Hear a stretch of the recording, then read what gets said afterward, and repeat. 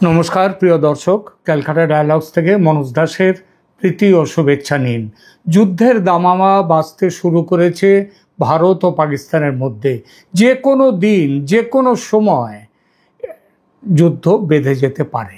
এড়াবার পথ এখনো পর্যন্ত দেখা যাচ্ছে না। বিশ্বের শক্তিধর রাষ্ট্রগুলো যেমন আমেরিকা, রাশিয়া, ইউরোপীয় দেশগুলো, চীন, কেউই ভারত পাকিস্তানের মধ্যেকার এই সাম্প্রতিক উত্তেজনা যেটা তৈরি হয়েছে পহেলগাঁও হত্যাকাণ্ডের পর, সেই উত্তেজনা থামাবার কোনো চেষ্টা করছে না। ভারতের প্রধানমন্ত্রী ঘোষণা করে দিয়েছেন যে এর বদলা নিয়ে তবে ছাড়বেন, এবং তিনি এটাও বলেছেন যে প্রত্যেকটা যারা এই খুনের সঙ্গে, এই হত্যাকাণ্ডের সঙ্গে যুক্ত, তাদের পেছনে তাদের যারা অর্থ সাহায্য করেছে, তাদের যারা বিভিন্নভাবে আশ্রয় দিয়ে পাঠিয়েছে এখানে, তাদের সবাইকেই কিন্তু তিনি শাস্তি দেবেন, এই কথা বলেছেন।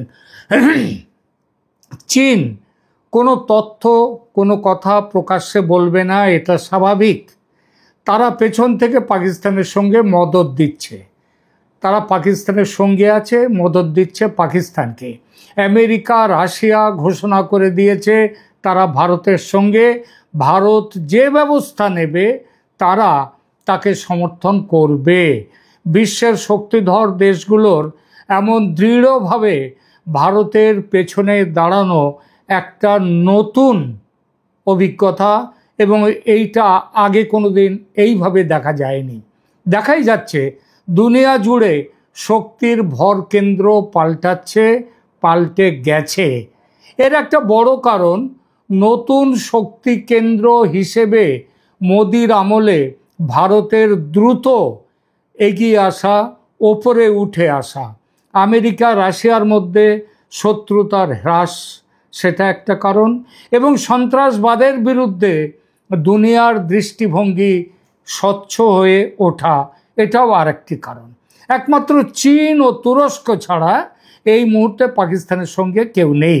এমনকি মুসলিম দুনিয়ার দেশগুলো, যে আরব দেশগুলো, যারা পাকিস্তানের প্রবল ভক্ত ছিল একসময়, দুনিয়ার একমাত্র আণবিক শক্তিধর দেশ হিসেবে পাকিস্তান ছিল যাদের রোল মডেল, সেই সব দেশও এখন সরে গেছে পাকিস্তানের পাশ থেকে। এবং ওই সব যে মিডল ইস্টের দেশগুলো, ইসলামী দেশগুলো, তাদের কাছে ধর্ম নয়, এখন দেশ বড় হয়েছে তাদের কাছে। একমাত্র ব্যতিক্রম কেবল দুটি দেশ। একটি দেশের নাম আমি আগেই করেছি, টার্কি বা তুরস্ক, যার প্রধান হচ্ছেন এখন এরদোগান, যে দেশের একদা শাসক কামাল আতাতুর্ক ইসলামী বিশ্বে খলিফা প্রথার অবসান ঘটিয়েছিলেন। তার নিজের দেশকে ধর্মের কুপমণ্ডুকতা থেকে বার করে নিয়ে এসে জীবনচর্যায়, মননে আধুনিক করে তুলেছিলেন আজ থেকে প্রায় 100 বছর আগে। সেই দেশকে আবার ধর্মের বোরখায় মুড়ে দিতে চাইছেন বর্তমান শাসক এরদোগান।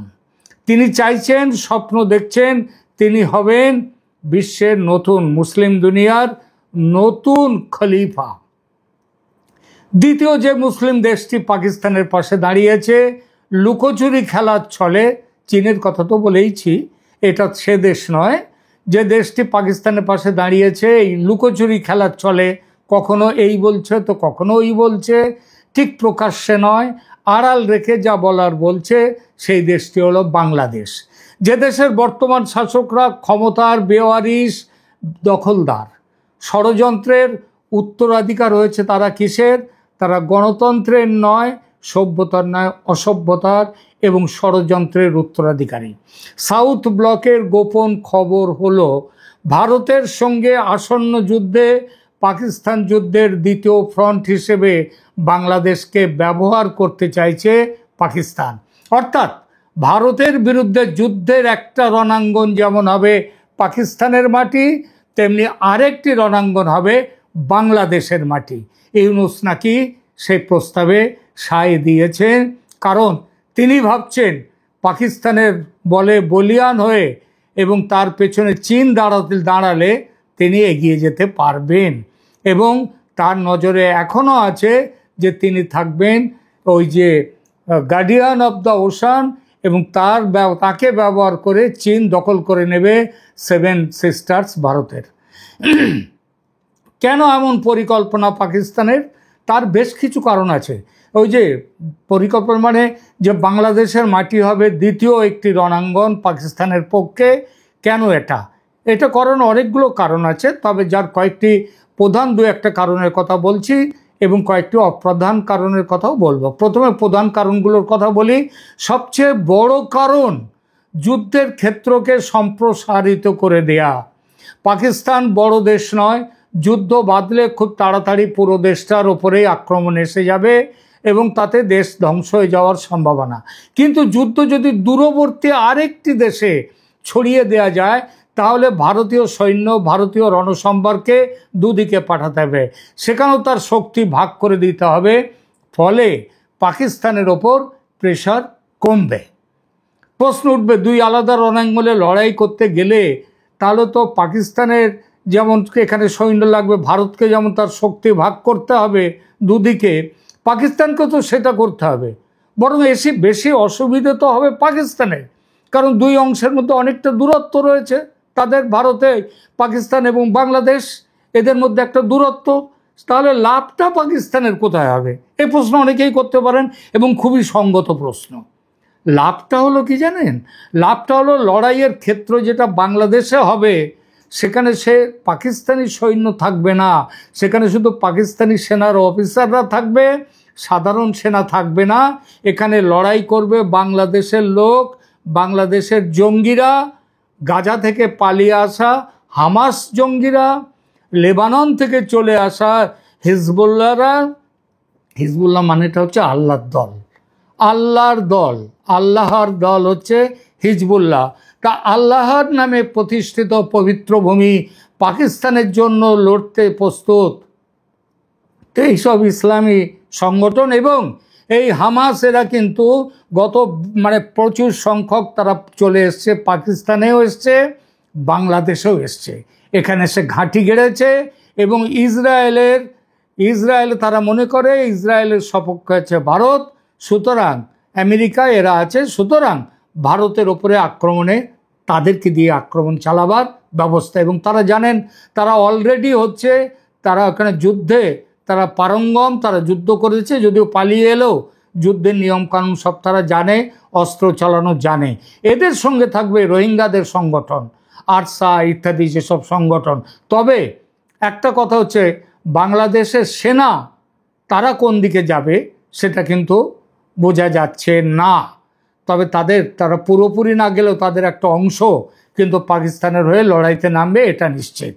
এই যে এত লড়াকু, এরা লড়তে পারবে পাকিস্তান যদি দ্বিতীয় রণাঙ্গন খোলে বাংলাদেশে। এই ব্যবস্থায় বড় লাভ হচ্ছে, পাকিস্তানিদের জায়গায় মরবে বাংলাদেশিরা, পাকিস্তানের লোক মরবে না। সে মৃত্যু যদিও গৌরবের মৃত্যু। আল্লাহর প্রিয় পুত্র পাকিস্তানের জন্য যুদ্ধে মরা তো বেহেশতে যাওয়ার পাসপোর্ট। আরও একটা বড় কারণ আছে, ভারতের সঙ্গে চোখে চোখ রেখে কথা বলতে গেলে চাই পরমাণু শক্তিধর রাষ্ট্র হওয়া। এটা একটা সবথেকে বড় কারণের মধ্যে এটা। পাকিস্তানের কাছে সর্বনিম্ন 130 থেকে সর্বোচ্চ 170টি পরমাণু বোমা আছে। বাংলাদেশের রণাঙ্গন খুললে এখানেও 20-30টি অ্যাটম বোমা নিশ্চয়ই পাঠাবে পাকিস্তান। সেগুলো বাংলাদেশের কাছে গচ্ছিত থাকবে, বাংলাদেশ তাদের সযত্নে গুছিয়ে রাখবে, সেগুলো প্রয়োজনে ব্যবহার করবে। কিন্তু সব বোমা কি লাগবে ব্যবহারে? না লাগতেও পারে, 2-10টা বাঁচবে না, সেগুলো রেখে দিলেই ভারতকে দাবিয়ে রাখা যাবে। এটাই মিয়া ইউনুস ও তার জঙ্গি ভাইদের প্ল্যান, যে ফোকটে পাকিস্তান থেকে কিছু পরমাণু বোমা পাওয়া যাবে এবং সেগুলোর ভয় দেখানো যাবে ভারতকে। দেখুন, অ্যাটম বোম কোনো চাল, গম, আলু, পেঁয়াজের মতো দ্রব্য নয় যে বাজার করার মতো থলি ভর্তি করে আনবেন, রান্নাঘরে রাখবেন, তারপর ব্যবহার করবেন। এটা তৈরি করা যেমন কঠিন, অ্যাটম বোমা ঠিক মতো গুছিয়ে রাখা আরও কঠিন, আর প্রয়োজনে সেগুলো যথাস্থানে ব্যবহার করা সেটা আরও কঠিন। 3 বছর ধরে রাশিয়া ইউক্রেনের যুদ্ধ হচ্ছে, ইউক্রেনের কাছে তো প্রচুর বোমা, এই রাশিয়ার কাছে তো প্রচুর বোমা আছে, পরমাণু বোমা, ব্যবহার করছে না কেন?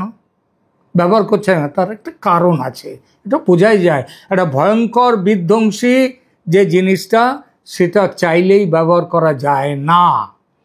তার যেটা হচ্ছে, সোভিয়েত ভাগ হওয়ার পরে সবচেয়ে বেশি অ্যাটম বোমা ছিল কার কাছে জানেন? কোন দেশের কাছে সবচেয়ে বেশি অ্যাটম বোমা?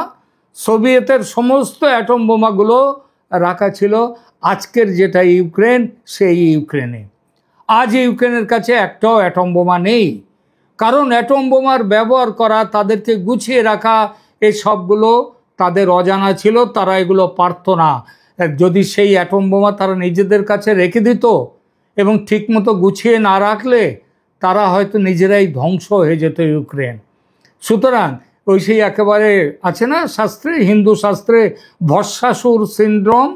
তা এই যে অ্যাটম বোমা, এটাও কিন্তু হচ্ছে এক ধরনের ভস্মাসুর। এটা মাথায় রাখলে, সেটা কিন্তু যার মাথায় হাত রাখবে, যার কাছে থাকবে, তার নিজের মরণও হতে পারে। এখন তাই ইউক্রেন কি করেছিল? তাই রাশিয়ার হাতে সব তুলে দিয়েছিল। এখন রাশিয়া মালিক, কিন্তু থাকলেই বা লাভ কি? ব্যবহার করা তো যায় না অ্যাটম বোমা। এটা শুধু বলা যায়, হ্যাঁ আমার আছে, দরকারে আমি লাগাতে পারি, এইটুকু। এবার পাকিস্তানের পরমাণু বোমার কথায় আসি। আমেরিকা যুক্তরাষ্ট্র কি করেছে জানেন? কি করছে? তাদের ভেতরের কথা তারা গোপনে কি করে, সেটা আমাদের দেশের গোয়েন্দা সংস্থারাও জানে। তাদের কাছে এই সমস্ত সংবাদ সবগুলো এদের কাছে পাঠানো আছে। আমেরিকা যুক্তরাষ্ট্র 2011 সাল থেকে পাকিস্তানের পরমাণু বোমা যেখানটা রাখা আছে, সেই জায়গাটা ধ্বংস করার কাজ করার জন্য ব্যস্ত, বা গায়েব করার জন্য ব্যস্ত, বা ডিঅ্যাক্টিভেট করে দেওয়ার জন্য ব্যস্ত। সেজন্য পাকিস্তান করেছে কি, পাকিস্তান ওই আমেরিকা যাতে এগুলো না করতে পারে, এই জন্য খুব সংগোপনে গুছিয়ে রেখেছে। আমেরিকার গোয়েন্দারা সেসব জায়গার খোঁজ পায়নি, কিন্তু খবর আছে। এবং পাকিস্তানের আশঙ্কা, এই গোপন ভল্ট কোথায় আছে সে খবর নাকি ভারত জেনে গেছে। ভারতের সবচেয়ে শক্তিশালী ক্ষেপণাস্ত্র সেগুলো যেদিকে পাকিস্তানে মুখ করা আছে, তার মধ্যে সবথেকে বেশি মুখ করা আছে যেখানটা এই পারমাণবিক বোমা তারা গুছিয়ে রেখে দিয়েছে পাকিস্তান। তো এর ফলে এই খবর পাওয়ার পরে, মানে যে কোনো মুহূর্তে ভারত প্রথম আক্রমণ করবে পাকিস্তানের পরমাণু ভাণ্ডারে। এবং এই খবর পাওয়ার পর থেকে পাকিস্তানের পরমাণু দপ্তরের কর্তাদের চোখের ঘুম চলে গেছে। চীন করেছে কি, চীন তাদের পরমাণু বোমা অতল সমুদ্রের তলায় সাবমেরিনে, বিশেষভাবে নির্মিত সাবমেরিনে গুছিয়ে রেখে দিয়েছে। এবং সেটা জানতে পেরে পাকিস্তানিরা করেছে কি, সেই সাবমেরিন কিনতে চেয়েছিল। চীন পাকিস্তানকে সাবমেরিন বিক্রি করেছে, কিন্তু ওই বিশেষ ব্যবস্থার সাবমেরিন দেয়নি। এতে পাকিস্তান খুব ক্ষেপে গেছে বলে সংবাদে প্রকাশ। যাই হোক, এটাই আসল কারণ যে পাকিস্তান কিছু বোমা পাকিস্তান থেকে এনে সরাতে চায়, এনে বাংলাদেশে মজুত করতে চায়, এবং তার জন্য বাংলাদেশের সঙ্গে সম্পর্ক যেরকমভাবে তৈরি করার সেটা করতে চায়। বাংলাদেশের জঙ্গিরা তারা চাইছে কি, এভাবে পাকিস্তানের কাছ থেকে যদি অ্যাটম বোমা পাওয়া যায়, তাহলে তো তাদের পোয়া 12, এবং সেই সম্ভাবনায় তারা একেবারে আহ্লাদে আটখানা। এবার ভারতকে ঢিট করা যাবে। এটা বুঝছে না যে ভারত বোমা মারলে পাকিস্তান মরবে না, মরবে বাংলাদেশি। কারণ ভারতও তো বোমা আছে, অ্যাটম বোম, এবং শক্তিতে সেগুলো পাকিস্তানের থেকে অনেক বেশি শক্তিশালী, এটাও মনে রাখতে হবে। এবং কিন্তু পাকিস্তানের লাভটা হলো যে ভারতে বোমা পড়লে, বাংলাদেশের মাটি থেকে ভারতে পরমাণু বোমা ছড়লে, সেটা ছোড়ার আগেই হয়তো বাংলাদেশে গিয়ে ভারতের অ্যাটম বোমা পড়বে, এবং সেটা পড়লে মরবে কারা? পাকিস্তানি মরবে না, মরবে বাংলাদেশি। সেটাই লাভ পাকিস্তানের। দ্বিতীয় বড় কারণ, 71-এর হারের বদলা নিতে গেলে বাংলাদেশে রণাঙ্গন খুলতে হবে।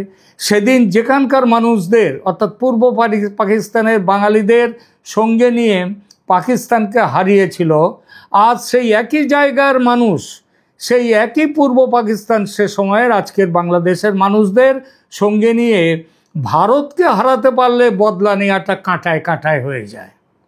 এই লড়াইয়ে বাংলাদেশকে সঙ্গে পেলে ৭১-এর স্মৃতি বিস্মৃতির গহ্বরে পুরোপুরি ফেলে দেয়া যায়, বিসর্জিত হয়।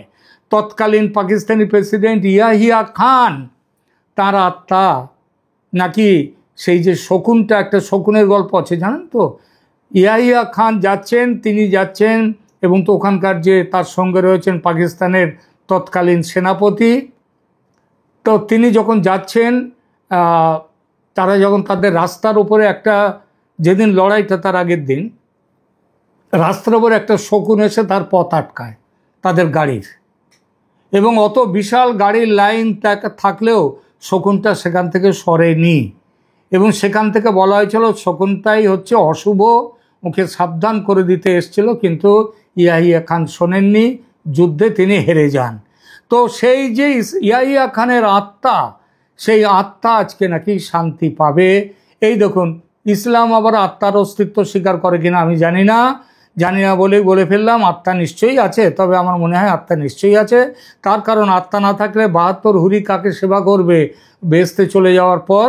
সুতরাং আর তৃতীয় বড় কারণটা বলি, সেটা হচ্ছে নিজেদের জয় সম্পর্কে প্রবল সন্দেহ আছে পাকিস্তানের। মুখে যতই বোমা পটকা ফাটাক না কেন, ভয় তো থাকেই ইতিমধ্যে, কারণ এর আগের সবগুলো লড়াইতে হেরেছে। ইতিমধ্যে সেনার বড় কর্তাদের পরিজন বলবো না, তাদের অনেকে পাকিস্তান আছে, তাদেরকেও বাঁচাতে হবে বলে বাংলাদেশে যুদ্ধটা নিয়ে আসার খুব চেষ্টা হচ্ছে।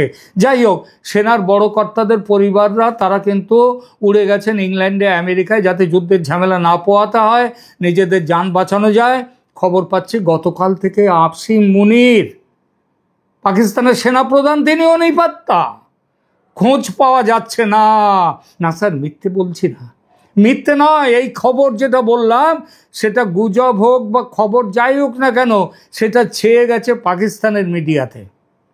ভারতের মিডিয়া সেখান থেকে দু একটা সূত্র উদ্ধার করে কেবল খবর দিচ্ছে। দেখুন এরকম একটা খবর, দেখুন,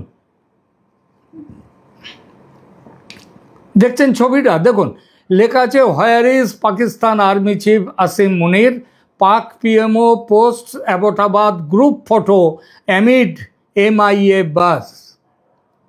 মানে mainstream media, social media, সবখানে এই একটাই ট্রেন্ডিং নিউজ দাবানলের মতো ছড়িয়ে পড়েছে, আসিম মুনির হ্যাজ ফ্লেড, পাকিস্তান ছেড়ে পালিয়ে গেছে।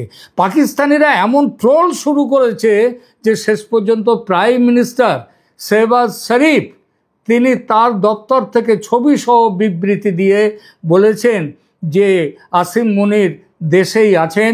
এই দেখুন সেই প্রেস রিলিজটা, এই দেখুন, সেটাও এক চমক, দেখুন, দেখছেন, তিনি বলছেন যে এই দেখুন বসে রয়েছে আমরা অ্যাবোটাবাদে, যে সেনা তাদের যে সেখানটায় যারা শিক্ষা নিচ্ছে তাদের শিক্ষার্থীদের সেখানে তারা সবাই রয়েছেন, এবং এখানে প্রধানমন্ত্রীও আছেন, আসিম মুনিরও আছেন, দেখেছেন।